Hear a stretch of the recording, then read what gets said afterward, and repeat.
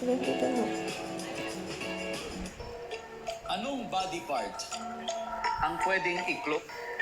Anong body part ang pwedeng i-close at pwedeng i-open? Ice. Inilalagay sa pancake para masunuran. Butter. Kapag sinabing walang tigil ang ulan, ilang oras kaya yun? The whole day. Plano mo mag-OFW pero hindi natuloy. Bakit kaya? Kulang ang pera. Bukod sa shoes, ano pang mabibili sa tindahan ng sapatos? Medyas. Let's go! Miss Mercedes! Okay. Body part na pwede i-close, pwede i-open.